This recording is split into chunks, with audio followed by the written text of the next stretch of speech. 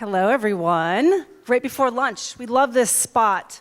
So you guys, we're going to bust a couple of myths today. So if you look at your program, myth number one, I am not Jay Dennis. So there you go. My name is But Lisa. I am. There you go. See how we're going to play this one today?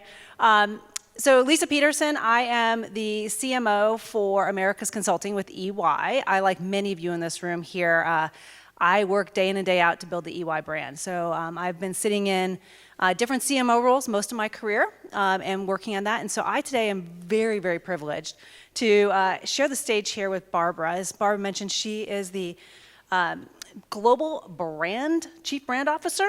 Yeah, we're really a domestic brand. Okay. But yeah, Chief Brand. Yeah, so you can call it global, for AARP. And what I love is I was asked to kind of step in here late last night, about 3 a.m. in the morning, when Jay's flight got delayed by ice, and I was on my way from Belize to here. So bear with me as we kind of go through these things. But as I was reading up on this, you guys, $60 trillion. Does that catch your attention? Because $60 trillion is the growth of spending globally, that the category of people who are 50 years and older are going to spend over the next, call it 20 to 30 years. It'll double by that point in the next 20 to 30 years. And what I love about Barbara, and we're going to get right into this one, is who knows this segment better than AARP? And so what we're going to talk about today is we're going to bust some myths with regards to this segment and how do you actually kind of get there, and how do we think about serving them not only through an advertising model but with age tech and a new category we're talking about. So my first question, Barbara, for you is, if you think about CES, most people wouldn't think about AARP being here. Why is this such an important event for you? Yeah, this is one of my favorite stories, actually, because we do get that. We get it less and less, which is actually the point, right? When we first started establishing some sort of presence at CES, it's about 5-6 years ago. And it really was to try and move this message. You know, we talk to marketers all the time, and I'd love to talk about some of the marketing opportunities with the 50-plus audience. But we decided it was important for us to get upstream and start talking to the product developers, because the 50-plus segment represents, well, 110 million people in the US alone, and they are hungry for tech-enabled products. They are not afraid of technology. They use technology. I remind everybody, like, who do we think came up with the internet? And so they are buying, consuming, using, craving, and they have some really good ideas too about some tech-enabled products. And so we really thought that it was time for AARP to start influencing the marketplace, which is part of our mission. You know, we're a nonprofit, and a lot of people don't realize that. And when you think about an advocacy organization, you think about Capitol Hill or the state capitol, wherever you live. Well, to me, this is almost an extension of our advocacy initiative. And when we talk to our members and other people who are over 50 and let them know what we're doing, they love it because they know that we are reminding everybody around the world that they are still relevant. And I think that's one of the biggest opportunities, both for product developers and marketers. Mm-hmm. You mentioned the 65 trillion contribution to global GDP. Well, in 5 short years, this audience around the world is going to spend $120 billion on technology. So when we talk to marketers, let's make it about marketing today, this is not a charitable message coming to you from AARP. This is about business, and this is about the bottom line, and about recognizing what to do, and most importantly, what not to do, in thinking about the 50-plus audience. It's amazing. So we were talking in the green room here for this, and you mentioned this phrase to me about age tech. Tell me more about age tech. When did it start for AARP, and really where is it going? Okay, so I'm going to tell you the truth. I made it up. But it made sense, right? It's not that crazy. So when we started our focus on innovation, by the way, AARP has its own in-house innovation lab. That's the other surprising thing. And we really started working with startups 6 years ago. Some of the most fascinating work. And like, I have the best job in the whole world because I get to work for this incredible brand that is doing incredible work.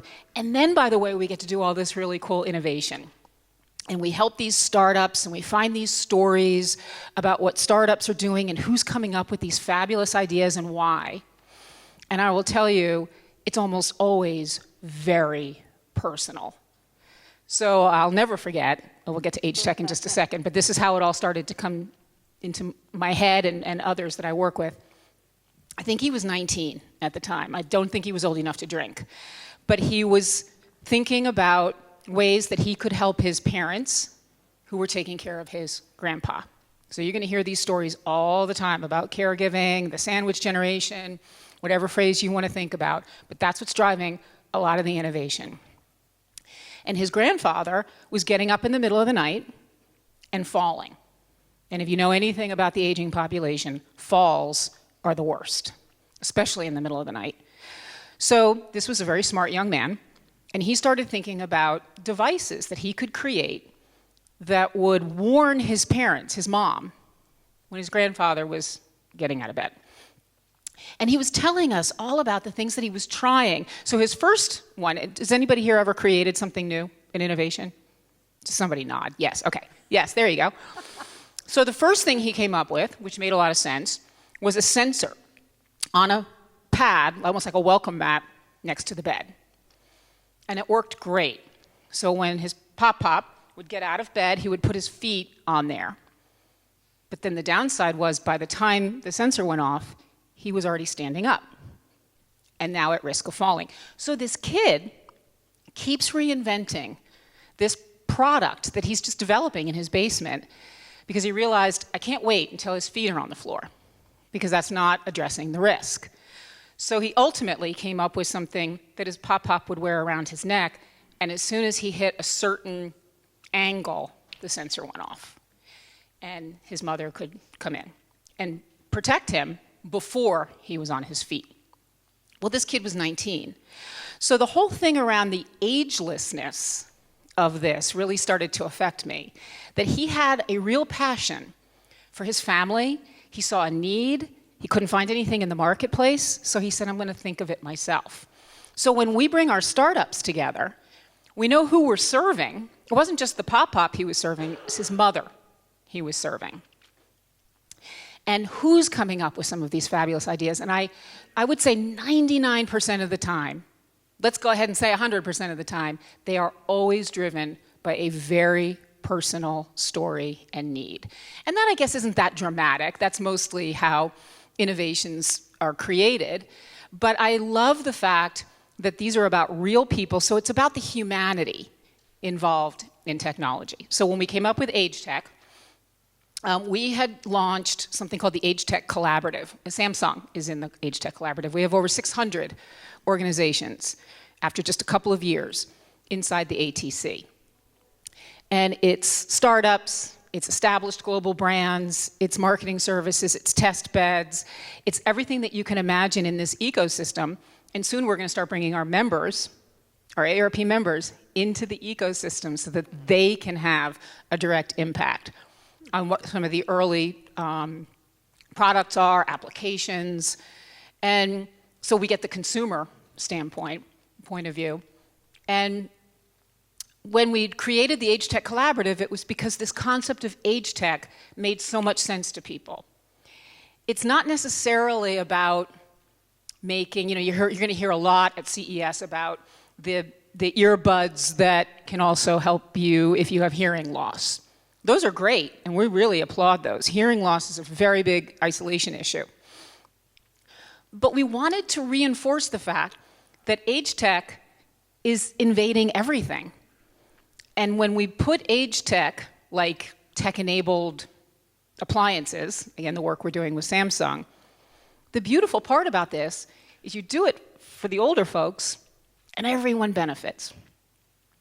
And that's where you start to create real market shifts, is when you see that everyone benefits. Have you paid any attention recently? Have you walked on a city street and you see those little dips in the sidewalk? Yep. You don't even pay attention to them anymore, right? Does anybody know what they're called? Curb cuts. Curb cuts were because of the ADA, the Americans with Disability Act, years ago, decades ago. Who uses curb cuts? Raise your hand, you do. If you've pushed a stroller, if you've pulled a wheeled suitcase, if you're wearing heels, you've used the curb cuts. So it's an example of something that's created, kind of an innovation, for one purpose that ends up helping everybody. And by the way, my mother-in-law is now exclusively using a wheelchair, and I will tell you, they're not as good as they look. It's very difficult to push people through on those curb cuts. So there was my myth number 2 for you, right? So when I first heard the word age tech, I was like, okay, so we as marketers are going to make sure that things that we're doing are friendly to kind of aging population. But what Barbara has kind of told me is break that myth. Age tech is really about creating a whole new category of technology. And let's drill into, you mentioned this word about isolation. Tell me more about kind of how age tech and isolation, the AARP, are really doing and leaning into that piece. Well, thank you. There's 3 real areas that also, so I get the wonderful job of being the chief brand officer at AARP, which means I need to take a look at this master brand.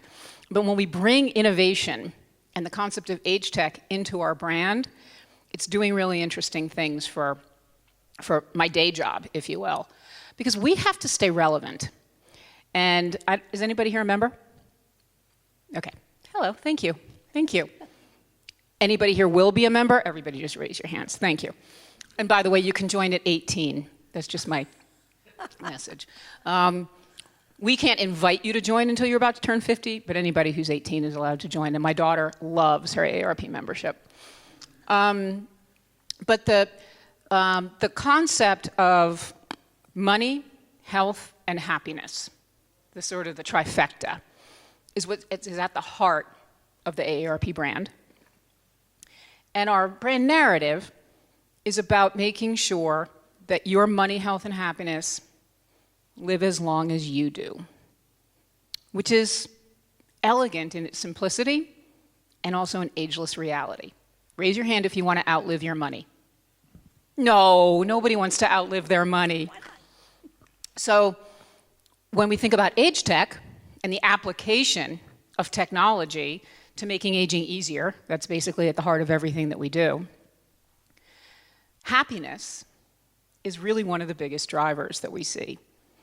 Money, health, all really matter, but it's when you really get to the emotion of happiness that it makes all the difference. And it's the connection. It's the connection with friends. It's the connection with family. It's the ability to do things you've always wanted to and never were able to do. It's also about having your independence and staying mobile.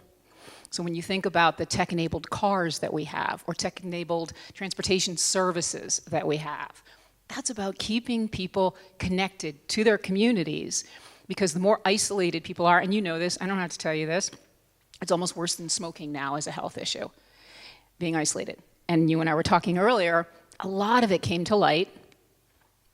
What happened 5 years ago? The pandemic. Everybody's now stuck at home, scared to go out, and it really impacted older people a lot more. The thing that makes me a little bit sad as I look at the data is when you look at these cuts by generation, which generation is happy. Older generations are much happier, unfortunately, than the younger generations. So it's another universal truth that when anybody feels isolated, it's not good for anybody's health. So the more we can do, if we start to do something for the older generation, let it impact the younger generation who's actually feeling a lot more anxiety and a lot more unhappiness. And that makes me sad when I see that. So here's myth number 3.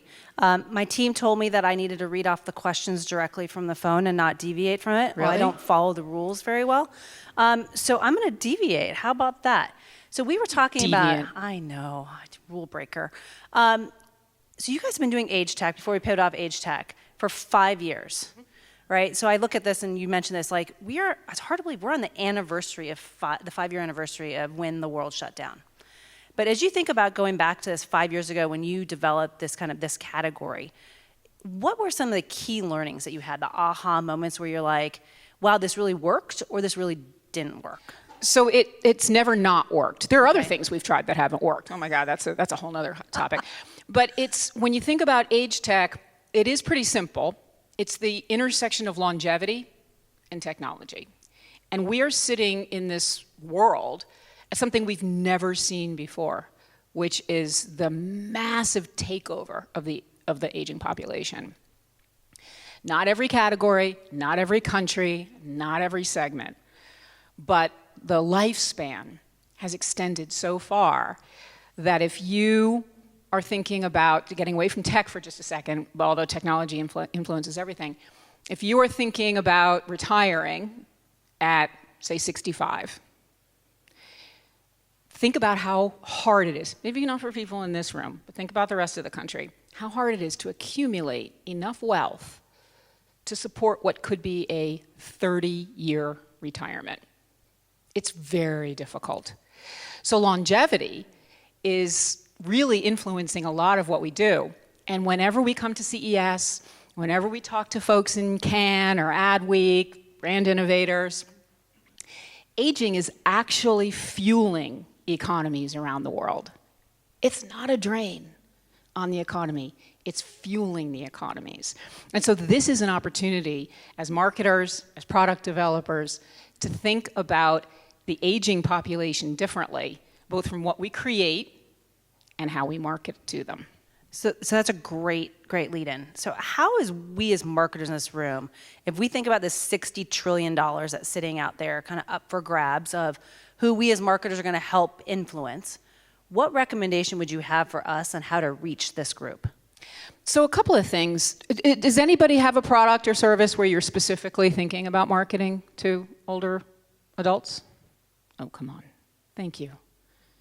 And it can be B2B or B2C, right? B2B, B2C. So is anybody marketing a car? Okay, well, cars and trucks are always a good example. Maybe not for this room. But a lot of times car and truck companies are marketing to, watch the ads, they're marketing to people in their 30s and early 40s. Well, you know who's buying the cars and trucks? People in their 50s. Does anybody market a restaurant chain? Anything? Okay, so thank you. So when you look at restaurant advertising, and of course, I'm looking at it through a very different lens, both as somebody who's an advocate for the older population and also a marketer. This isn't my first job at AARP. The older people in restaurant advertising, if they're there, they're almost always background. You guys know what I mean by background, right? Now go into an actual restaurant. Go into an Applebee's, if you could stand it. But they're everywhere. Older people are everywhere. And by the way, older people don't just hang around with other older people. They don't wear beige all the time. Not all of them love to golf. And they do know how to use technology. So it's about understanding the audience and recognizing that even if it isn't your primary audience, it's going to be a lovely byproduct to almost anything that you do. And to really question yourself when you think maybe the advertising, the creative, the social, the digital, the imagery could be getting the aging story wrong, there's a big miss. So I actually run a program inside of AARP called Shaping a New Image of Aging. And the realities of aging are changing, they have been changing, and they'll continue to change. And so the assumptions that we make, the stereotypes that we perpetuate, the cliches that we deliver in a lot of our creative, that's part of what we would really like people to be rethinking. It either, in many cases, ignores older populations or worse, insults them. And they're not stupid. They get it. They want brands to recognize how they're living their lives. So think about every part of what you're doing in your creative process. I'm proud to say that, again, about 5 years ago was a big time for us, I guess, we launched a partnership with Getty Images, and we have a signature collection called the Disrupt Aging Collection. I encourage you to check it out. It doesn't help me at all. It'll help you. And what I learned in putting that partnership together with Getty Images has really stuck with me. I didn't really know how it all worked. Maybe you guys know better how it all worked. But now I understand the power of the signature collection, which Getty Images is really good. They have one for the disability community. Did you guys know that a lot of times when people use disabled people in ads, they're not actually disabled? Like, there's a lot that we could really be doing to be more authentic in reaching some of these audiences. But I learned about the briefs that the photographers use to go out and shoot. And I learned about how the data is collected and how the prompts, right? Now we're all in the world of AI, but we've been doing prompts for years. And that's why we saw such a proliferation of the two older people frolicking on the beach wearing beige with these sort of, misty, cloudy eyes, is because that's what people were actually looking for. When we started the Disrupt Aging collection, we really wanted to push the realities of aging. So I'll give you one example. Half of people who are age 65, not above 65, but age 65 in the US are still working. So let's not assume that they're retired and playing golf. Let's actually show them working. Let's show them working in a multi-generational environment. That's a big part of what we push. We don't just, as AARP, say hire the old guy. We say make sure that you have a multi-generational workforce, and that, as from a creative standpoint, you're building multi-generational teams. Because one of the other truths, and not a myth, I want it to be a myth at some point, is that age is still not recognized as an element of diversity. So go back and look at your company's diversity plan, and you're going to see all kinds of things. It's possible, it's highly possible, you won't see age. And it probably should be when you think about 5 generations in the workforce together. So the way we put our teams together, the way we do our briefs, the way we think about our research, and I think the other biggest myth that we need to bust, and you all know this, there's absolutely no way you don't know this, but we need to remind ourselves, there is no such thing as the 50-plus segment. 110 million people in the US alone can't be a segment. That's like a country. So to really understand the life stages, the values, are they working? Are they single? Are they, where are they coming from in their lives? And not just assuming that by the time they're over 50, they've established all their brand relationships, and they cannot adopt anything new. These are tastemakers. They like new music. They like to hang out with people that are of all different ages, and they love to share the accumulated wisdom that they have.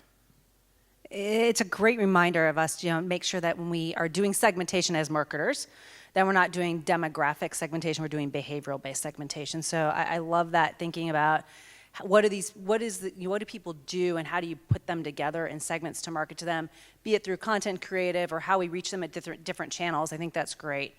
So I have one wrap-up question for you that you don't know this is coming. So here we go. If you had a magic wand and you could I have a magic wand. It came with my age tech. See, there we go. And you can change one thing, right? You want to accomplish one thing with AARP in the next 2 years. What would that be? Oh, boy. Oof. This is me not following the rules again. No, that's okay. That's okay. Well, I'm trying to think of an answer that would be relevant to you, but I'll just give you the actual answer, because you'll appreciate this. We're all marketers in this room. I need to continue what we're doing. A lot of it is working, but I sometimes feel like we're crawling on our elbows to create more accurate perceptions of my brand. I'm going to make it selfish. People, again, I'm going to be very US-centric here, even though I know we're in a global setting. Everybody knows who AARP is. 95 out of 100 people. If you stop them on the street, and they would say, yes, I know exactly who AARP is. It's insurance, discounts, and lobbying for retired senior citizens. That's what they'll say, something like that. And they're not wrong. But it is such a limited view of what we do. And that's why a big part of my job is to expand, to add the elasticity to this brand, and to be relevant. And we're a 65-year-old organization, and I want to be relevant for the next 65 years. And I really, truly believe that the more relevant AARP is, the more relevant the audience we serve is. So it's a very mutual relationship there with relevance and really helping the people that we serve choose how they want to age. it's nice But to it was be- a bit of a selfish answer. But I love the mission, right? It's personal, and when it's personal to you, you're going to actually kind of put some effort into it and how you guide your teams to reach there. I think it's inspiring. When you think about aging, it's the one thing we all have in common.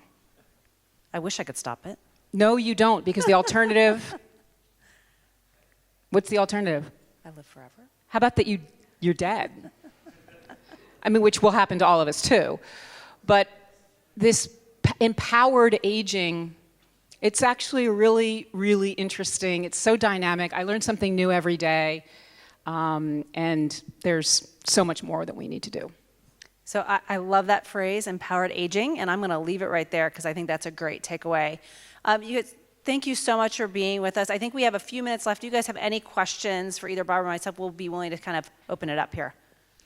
Oh my God, I love that question so much. We talk about gaming all the time. There's a lot of data that shows the appetite, the money spent, the time spent of this older population on games of all kinds. Yes, some of it's Wordle, and some of it's gaming with friends and in community, and then everything in between. So we held a summit 3 years ago about older audiences and gaming. It was packed. Again, it's a bottom line thing. Older audiences are definitely, when I talked about feeling either ignored or insulted, none of the graphics seem to connect with them. There's an opportunity, I think, not to create a segment of gaming for older people, but to bring them into the gaming process. They're already there. They want very much. It's part of connection. It's part of happiness. Sometimes people think that it's for brain health. Some games are better than others. We're very big in brain health. But there is a huge opportunity that if the gaming industry is not seizing on, you're leaving a lot of money on the table. I don't know how else to put it. Would you consider, so as I said, I'm one of your key demos. Would you Very consider, handsome man at that. I'm just thrilled to death. Yes. I was literally just texting my wife, who's 9 years younger, and I was like, we got to get you on the program. Just curious. But are you a member? I am a member, yes. Okay, she doesn't need to join. Well, tell It's me a more. membership built for two, let me just tell you that. So she can just be part of your membership. Okay, so we sold some members today. There We solved something. Actually, I didn't sell something, There didn't you I? go.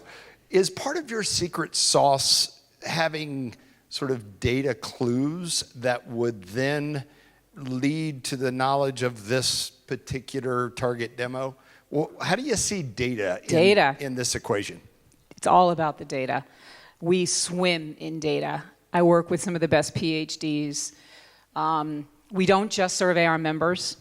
We, again, as a social mission organization, as a nonprofit, we are here for all people, 50 plus, their families and their communities.